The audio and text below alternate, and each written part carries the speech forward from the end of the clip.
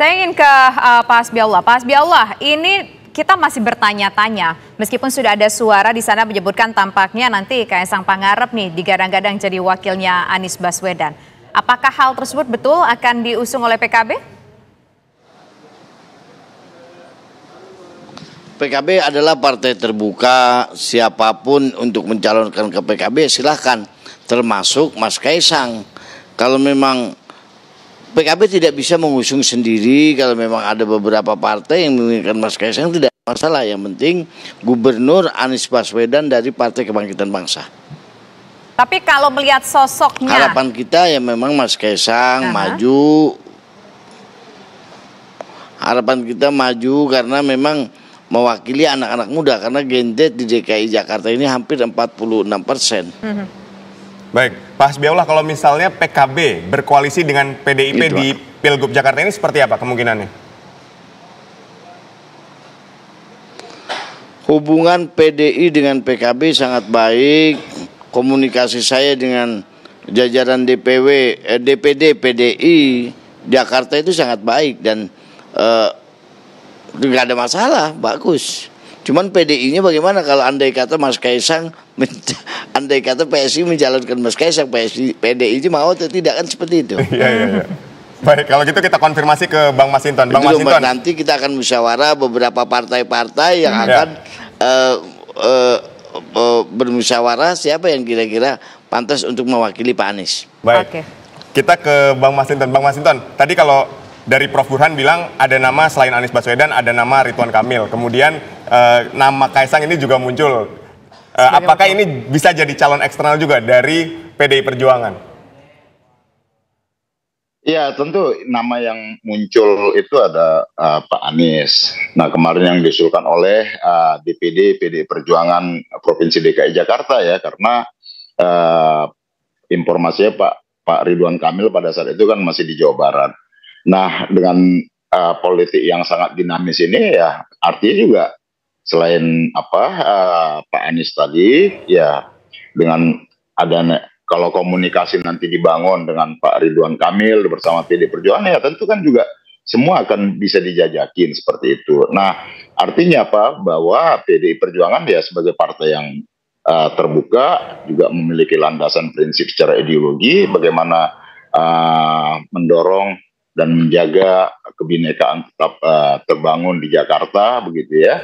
Nah, ini akan menjadi bagian dari prioritas PDI Perjuangan dalam menentukan siapa nanti yang calon gubernur yang akan diputuskan. Artinya ini dengan hitungan waktu yang masih berjalan ya, dan masih sangat dinamis dan terbuka melakukan penjajakan komunikasi dengan nama-nama yang ada beredar sekarang.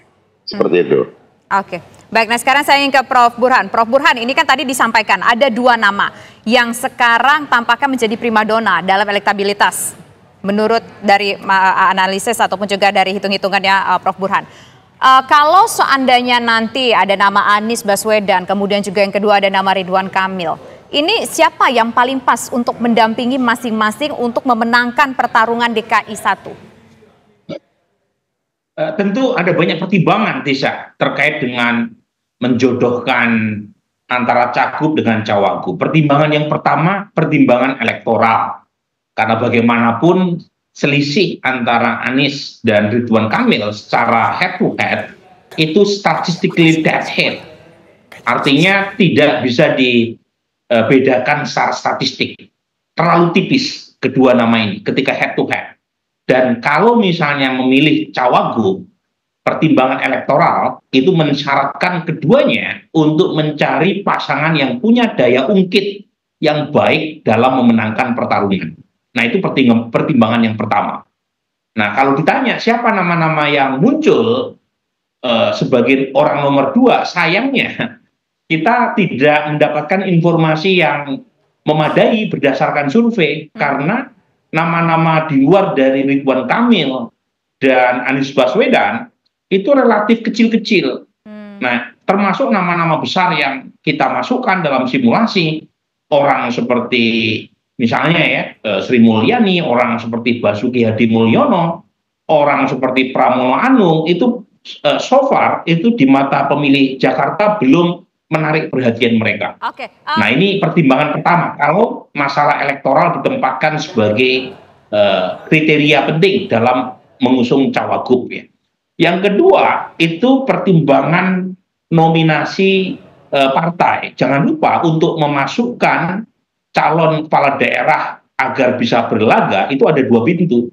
Pintu perseorangan, dan itu jadwalnya sudah ditutup oleh KPUD, masuk melalui jalur perseorangan. Yang kedua adalah jalur partai. Nah, per hari ini tidak ada satupun partai di DKI Jakarta yang bisa mengusung calon sendiri, termasuk PKS sekalipun yang memenangkan pemilu legislatif di DKI Jakarta. Itu tidak cukup. Artinya mereka harus berkoalisi. Nah, kalau misalnya Ridwan Kamil dan Anies Baswedan yang diajukan, karena Ridwan Kamil tentu punya afiliasi Golkar, tapi Anies itu kan non partai.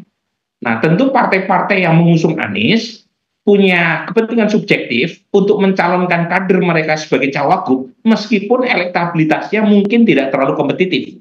Tetapi Anies butuh kendaraan partai.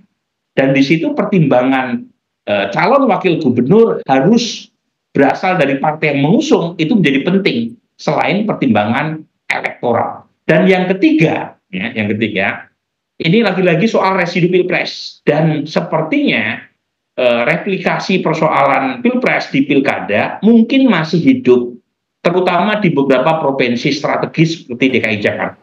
Jadi pertimbangan koalisi pilpres yang coba dihidupkan kembali dalam konteks penentuan cagup-cawagup di Jakarta mungkin saja turut mempengaruhi siapa cawagup yang ujungnya menjadi pendamping buat Mas Anies atau Ridwan Kamil. Nah, dari tiga hal itu memang PKS yang sangat menentukan. Meskipun kursinya tidak cukup untuk mengusung calon sendiri, karena PKS menang di DKI Jakarta, dan kemungkinan PKS menurunkan tanda kutip call-nya dari cagup menjadi cawagup karena PKS tidak punya calon gubernur yang kompetitif secara elektoral, maka PKS yang akan menentukan swingnya apakah ke Anies atau ke Ridwan Kamil. Kalau misalnya PKS mengusung Anies Baswedan, kemungkinan PKS meminta elitnya sebagai cawagupnya Anies. Tapi kalau mengusung Ridwan Kamil, kemungkinan Ridwan Kamil harus memilih elit PKS sebagai cowok. Baik, kita dapat poinnya. Terima kasih Prof. Burhan, terima kasih Pak Asbiaulan, terima kasih juga Bang Masinton sudah bergabung bersama kami di Kabar Petang. Selamat sore semuanya.